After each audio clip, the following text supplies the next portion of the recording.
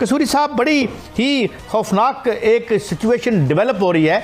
दोस्तों, भारत जो है वो हाईलाइट कर रहा है कि ये जो हमास के स्पोक्स पर्सन है वो क्यों पाकिस्तान के अंदर है। इंडिया अब इसको लिंक कर रहा है। इंडिया कह रहा है जी कि देखिए जनाब, जो हमास लीडरशिप है देखें वो तो पाकिस्तान में बैठी हुई है, तो ये बेसिकली पाकिस्तान का और हमास का आपस में कनेक्शन है। जी, मुस्लिम उम्मा के लिए किसी सूरत में भी कोई अच्छी खबरें तो नहीं है। ट्रंप ने फर्स्ट एक पॉलिटिकल मीटिंग है नेतन्याहू से, उसमें उन्होंने बड़ा ऐलान कर दिया और उन्होंने कहा कि US should take over Gaza और वहां जो रेफ्यूजीज हैं वो दूसरी कंट्रीज में जो हैं वो चले जाएं। जनरल साहब ये तो शुरू से ही कहते रहे डोनाल्ड ट्रंप के मैं अमन लाऊंगा, मामला ठीक करूंगा, एक उम्मीद भी बनती थी, लेकिन अब जो उनके स्टेप्स हैं उससे तो लगता है कि खत्ते का अमन शदीद मुतासर होगा। बहुत बड़ा मसला जहां पर गजा का है वहां पर जो है, बल्कि फ़लस्तीनी रियासत का है, वहां पे कश्मीर का भी है। अब हमास लीडर का कश्मीर में जाना, इंडिया कहता है जी देखें जी कि जो इजराइल का मसला है वही इंडिया का मसला है। इजराइल का मसला हमास है, दहशतगर्द ग्रुप। इजराइल का कश्मीर का मसला क्या है? दहशतगर्द ग्रुप। वो ये कह रहे हैं।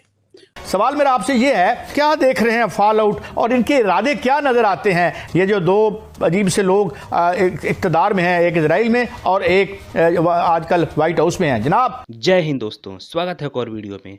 दोस्तों, पाकिस्तान अधिकृत कश्मीर में पिछले दिनों भारत विरोधी कार्यक्रम किए गए जिसमें हमास नेता भी शामिल हुए। उसी कार्यक्रम में हमास नेताओं का भव्य स्वागत किया गया। उन्हें एसयूवी कार में बैठाकर एस्कॉर्ट करते हुए लाया गया। कार के आगे बड़ी संख्या में जैसे मोहम्मद और लश्कर तैयबा के आतंकी हथियारों के साथ नजर आ रहे थे। सबसे आगे घोड़ों पर सवार होकर आतंकी आगे आगे चलते दिख रहे थे। इस दौरान हमास के नेताओं के ऊपर फूलों की बारिश की जा रही थी। ऐसी खबर है कि हमास के आतंकवादियों की मदद से जैसे मोहम्मद फिर से अपनी स्थिति मजबूत करने की कोशिश में है।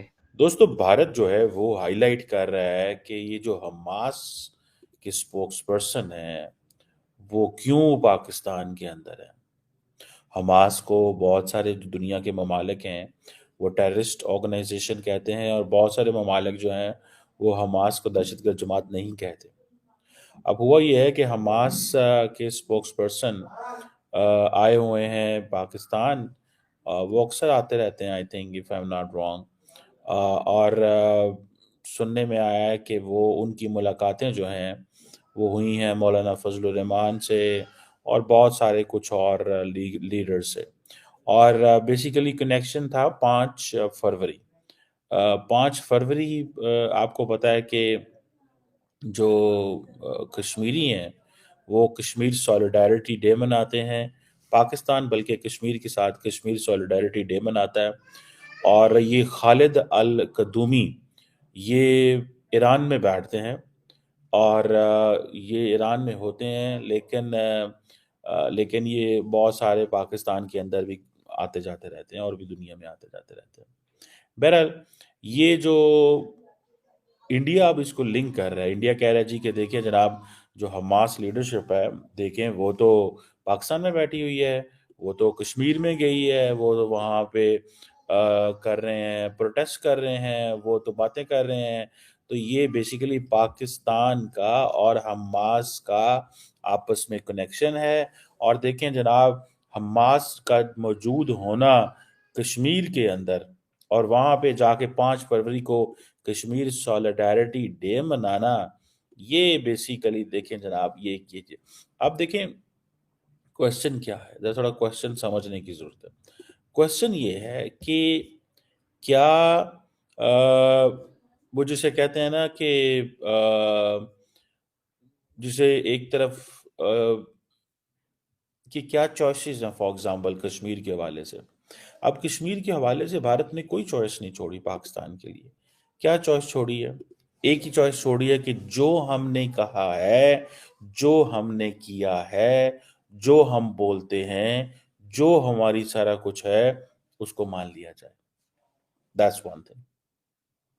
अब जाहिर बात है इसमें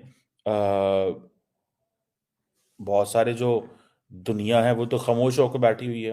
पाकिस्तान बोलता है इसमें। पाकिस्तान कहता है नहीं, जो इंडिया ने किया है और अपनी मर्जी से कश्मीर का स्टेटस चेंज कर दिया है, हम उसको नहीं मानते, हम उसको नहीं मानते। ये पाकिस्तान का मौक़िफ़ है। अब ये चीजें जो है obviously that gives a message. इससे मैसेज पता चलता है जी कि पाकिस्तान तो अपनी लाइन पे खड़ा है कि हम आपसे बात नहीं करने को तैयार। अब हुआ क्या कि हमास जो है उसने वहां पे जारी बात है इजराइल के खिलाफ एक बहुत बड़ी जंग शुरू की हुई है।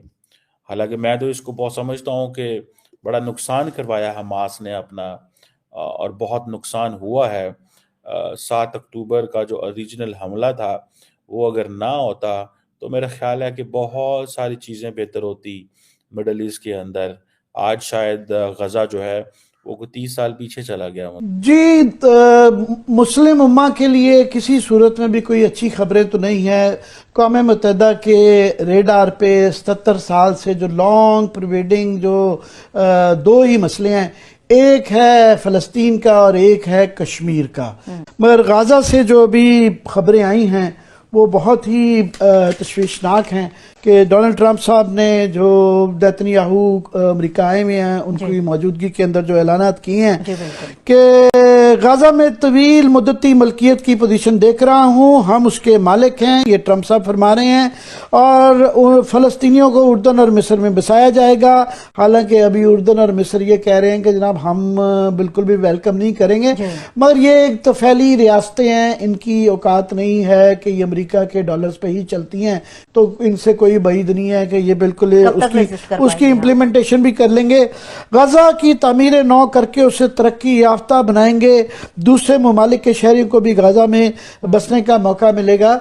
तो ये किस्म की उनका नकबा उसे वो कहते हैं कि फोर्स से, ताकत से गाजा पहले ही जो है फ़लस्तीन सुकड़ता अब छोटी सी गाजा की पट्टी रह गई भी है। तो अब गाजा एक वाहिद उनका समंदर पे, मेडिटेरेनियन पे ऊपर एक उनका रास्ता खुला हुआ था, तो वो भी वहां से ये जो अमेरिका ने कहा है कि वो खुद कब्जा करके उसके ऊपर वहां पे अपनी और ये लॉलीपॉप दिखाया गया है कि वहां पे नौकरियां देंगे, घर बनाएंगे, फलाना देंगे। तो ये बहुत ही, मैं समझता हूं कि एक फसाद, नया फसाद शुरू होने जा रहा है।